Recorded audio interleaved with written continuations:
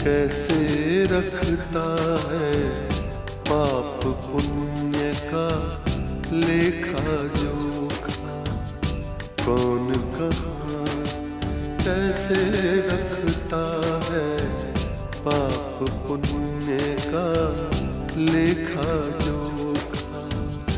ओढ़ के चादर तू गुरूर की, ओढ़ के चादर तू गुरूर की, देता अपने आप को धोखा।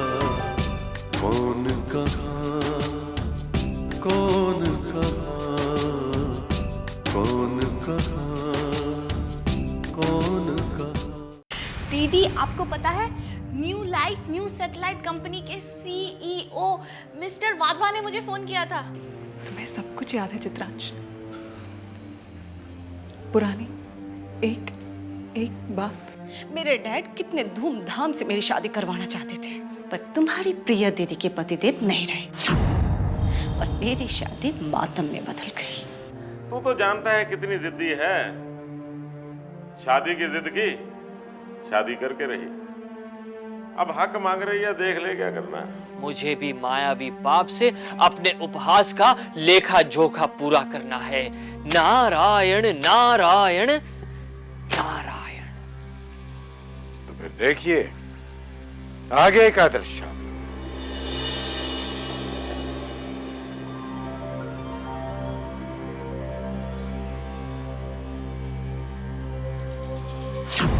चित्रांश, ना मैं तुम्हारे जितनी ज्ञानी न पवित्र हूं। मैं तो एक कमजोर, हारी हुई, दौलत और शोहरत की भूखी भिखारन बनी रही। वो कह रही थी कि जिन पापियों के बीच में वो फंसी है, वहां से उसे सिर्फ चित्रांश ही बचा सकता। चित्रांश, तुम ही मुझे सही राह दिखा सकते हो।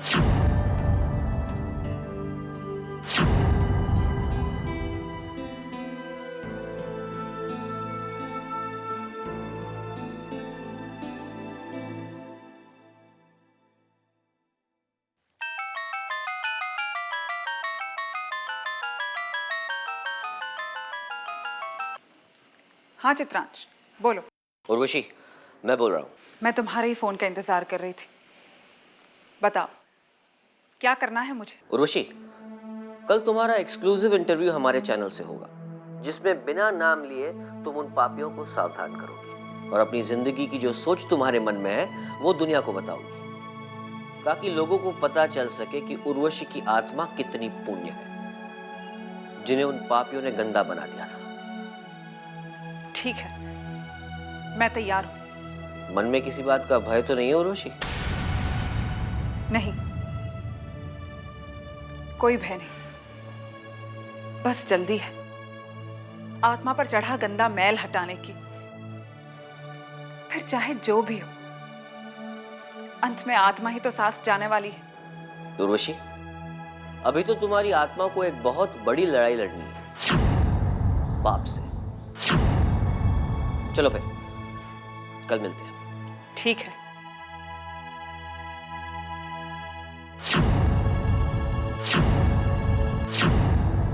पाप पुण्य का लेखा जोखा। पाप पुण्य का लेखा जोखा। Shweta is really, prestigious. It was based on Shahid and all. So we have to really work hard on this project.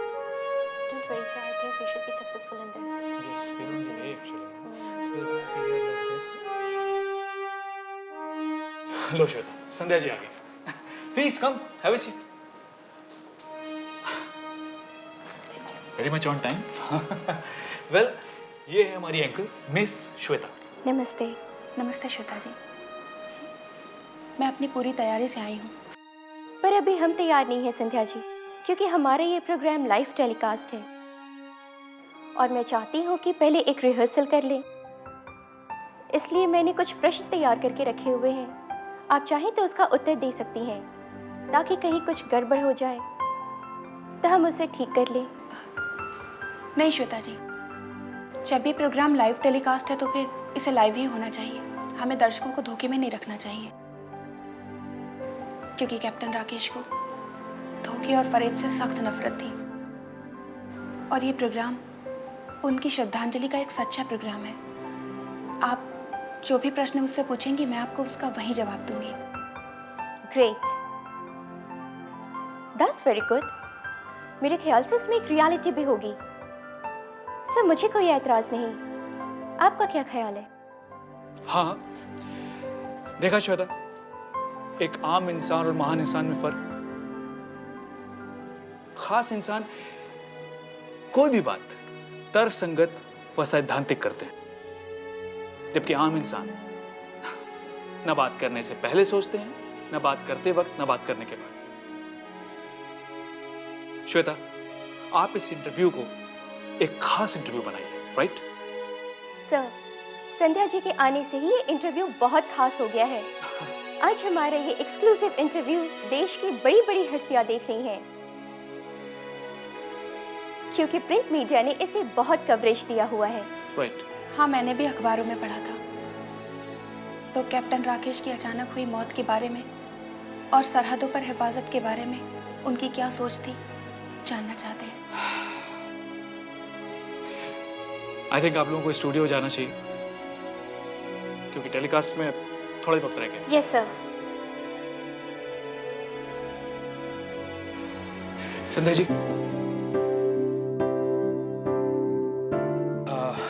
मेरी तरफ से आपको धन्यवाद और शुभकामनाएं। देखिए, धन्यवाद आपके इन हालातों में भी यहां तक आने के लिए, और शुभकामनाएं आपका जीवन यूं ही बड़े बड़े उद्देश्यों के लिए समर्पित रहे। लाभ जी, ये सब वक्त का खेल है। कल तक एक फौजी की अल्हड़, बिंदास, खुशियों में जीने वाली एक सुहागन थी, और आज वक्त से हारी हुई, लड़खड़ाती, टूटती एक फौजी की विधवा हूं मैं। ना जाने ये वक्त आगे कौन सा खेल खेलेगा। Best of luck.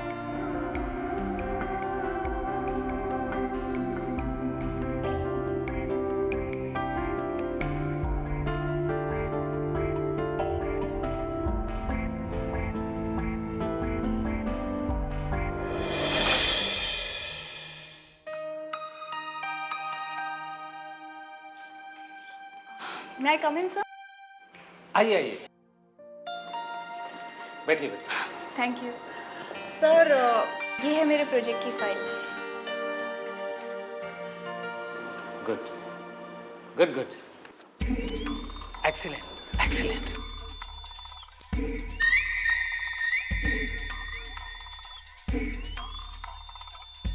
Excellent excellent.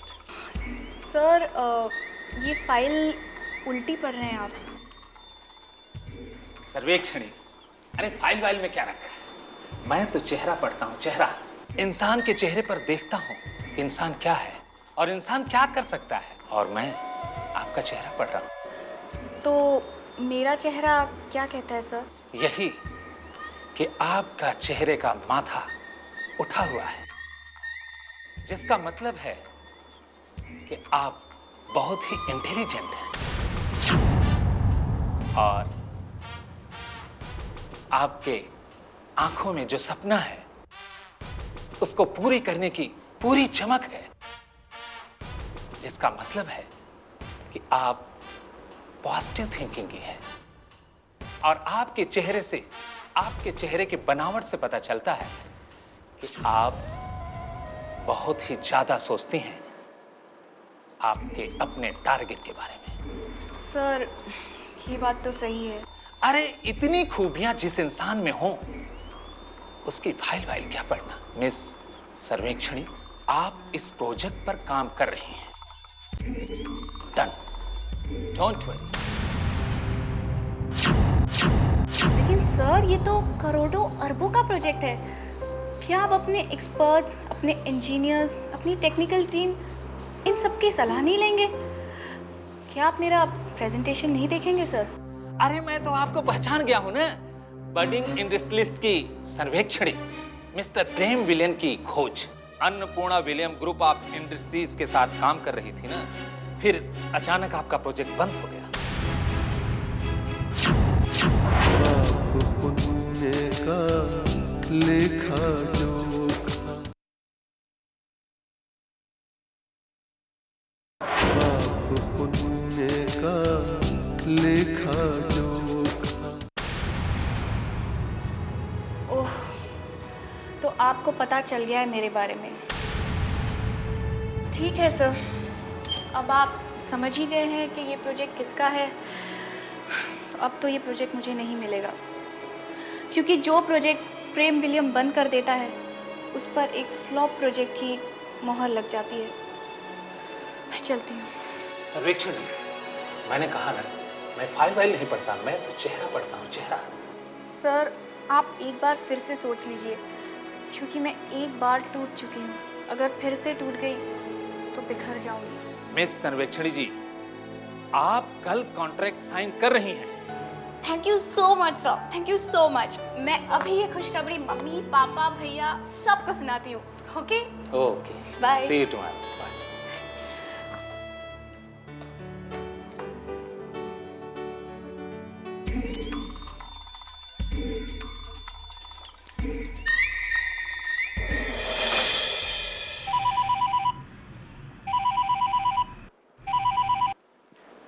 Hello. आदाब अब्दुल्ला साहब। आदाब। सर्वेक्षणी का कॉन्ट्रैक्ट साइन हुआ? अरे अभी तो अप्रूव किया है, कल साइन भी हो जाएगा।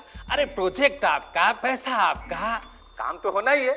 अरे प्रेम विलियम साहब कान यूं न पकड़ करके कान घुमा कर पकड़ लिए, बात तो एक ही है। उससे कोई शक तो नहीं हुआ ना? अरे नहीं भाई, आज तो मैं जीवन में पहली बार ऐसी अच्छी एक्टिंग की है। ओके, खुदा हाफिज।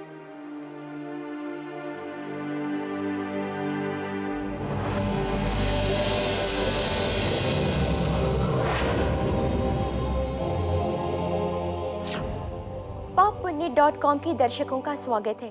हम जानते हैं कि आपको इंतज़ार होगा हाल ही में शहीद हुए कैप्टन राकेश कुमार की पत्नी संध्या जी का, जो अपने पति की अकाल मृत्यु के पश्चात महान साहस और धैर्य का परिचय दिया है, और आज वो हमारे स्टूडियो में पधारी हैं।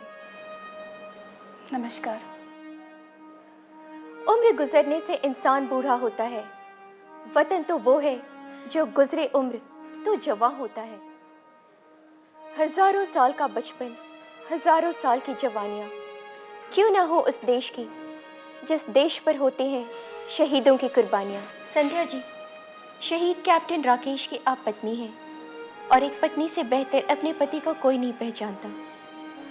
जब वो पत्नी खास तौर से देश पर जान न्यौछावर कर देने वाली शहीद की हो, तो हमें शहीदों के दिल की बातों का पता चल सकता है।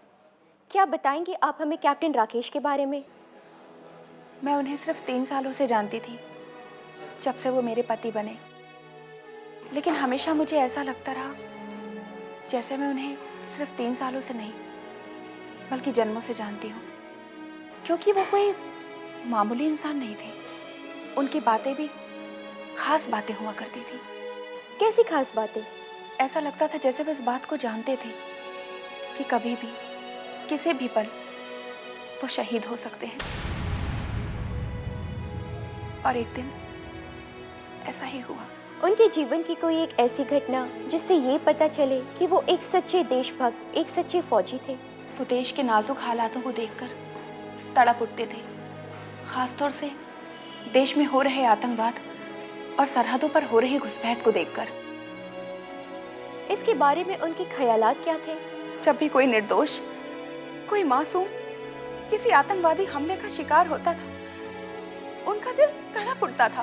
वो चीख उठते थे, कहते थे, अरे अगर गोलियां दागनी है तो हम पर दागो।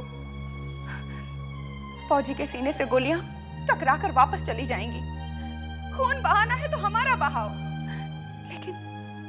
लेकिन इन मासूमों को छोड़ दो, इनके लहू की होली मत खेलो। अरे जंग लड़नी है तो हमसे लड़ो। वो सरहदों पर हो रही घुसपैठ और आतंकवाद से निपटने के लिए एक रणनीति तैयार कर रहे थे। वो कहते थे जिस दिन हमारा ये मिशन पूरा हो गया, मैं समझूंगा कि एक फौजी का जन्म सफल हो गया, क्योंकि हमारी लड़ाई सिर्फ सरहदों तक सीमित नहीं है, बल्कि देश के अंदर हो रहे आतंकवादी हमले और बाकी समस्याओं से लड़ने के लिए भी है। उनका कहना था कि भारत माता ने अपने वीर सपूतों को इसलिए पैदा किया है कि वो देश की आवाम में सुख शांति कायम रख सके, ताकि जब कोई भी बाप अपने बेटे को स्कूल भेजे तो ये सोचकर वो डरे ना कि उसका बेटा वापस आएगा या नहीं। और एक दिन वो खुद गए और फिर वापस नहीं लौटे। धन्यवाद संध्या जी। देखा देशवासियों, जब आप, हम और हम सब चैन से जीते होते हैं तो हमारे पीछे खड़ा होता है एक सच्चा फौजी, एक सच्चा इंसान, एक सच्चा व्यक्ति, एक सच्चा देशभक्त। हम हर सप्ताह ये कार्यक्रम जारी रखेंगे, मिलाते रहेंगे और दिखाते रहेंगे फौजियों के दिल की कहानियाँ, उनके घर वालों की जुबानियाँ। एक बार फिर मैं श्वेता अपनी पूरी टीम की तरफ से राकेश कुमार को श्रद्धांजलि देते हुए ये कार्यक्रम यही समाप्त करती हूँ। धन्यवाद। पाप पुण्य का लेखा जोखा, पाप पुण्य का लेखा जोखा।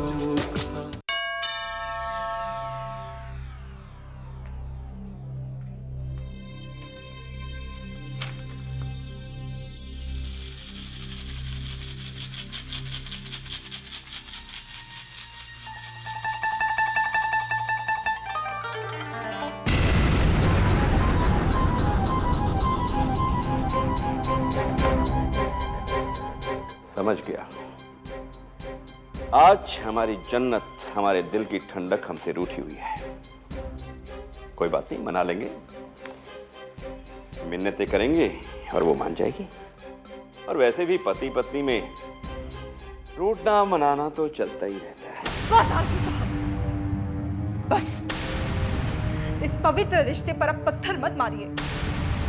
अरे आप लोगों के लिए तो पत्नियां बनाना और कपड़े बनाना एक जैसा है।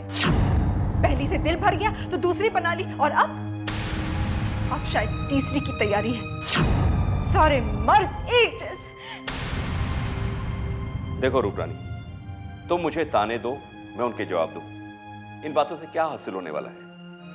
मैं ये चाहता हूं कि जो भी प्रॉब्लम है उसका हल निकले, तुम्हें शांति मिले, सुकून मिले। शांति? रूप रानी को अब तब शांति मिलेगी आरसी साहब, जब उसे उसका हक मिलेगा। जब दुनिया मुझे श्रीमती आरसी श्रीवास्तव कहेगी तब।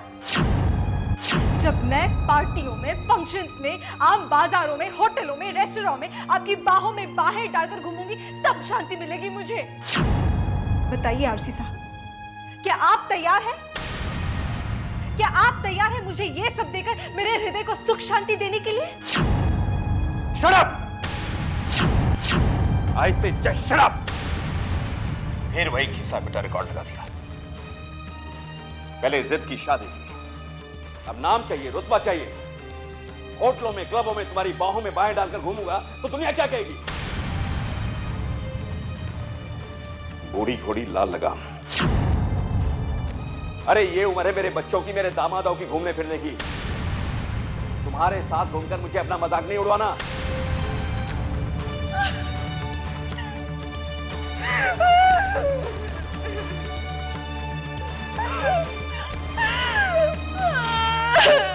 जरा सा कुछ कह दिया तो भागवंती की तरह आंसू बहाने लगी। यहां आता हूं तो टेंशन, वहां जाता हूं तो टेंशन। मैं करूं तो क्या करूं? गला घोट दीजिए मेरा, मार डालिए मुझे, और क्या करना है आपको? सारी मुसीबतों की, सारी टेंशनों की जड़ रूप रानी है ना। थोड़ी देर पहले मैं आपके लिए जन्नत थी, आपके दिल की ठंडक थी, और अब टेंशन देने वाली बन गई हूँ। देख लीजिए आप, एक दिन आप यहाँ आएंगे और वहां मेरी लाश टंगी हुई पाएंगे। और सहते नहीं बनता मुझसे, और सहते नहीं बनता। सहना क्या है?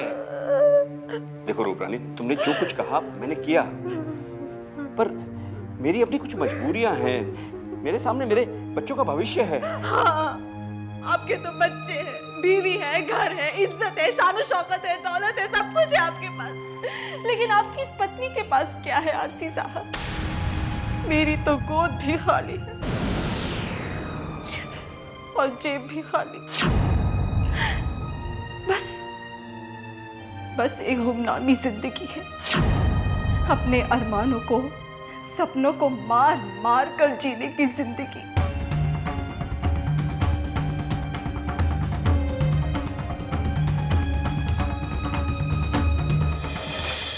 हर इंसान का अक्स वहाँ पर, हर इंसान का कच्चा चिट्ठा, हर इंसान का कच्चा चिट्ठा।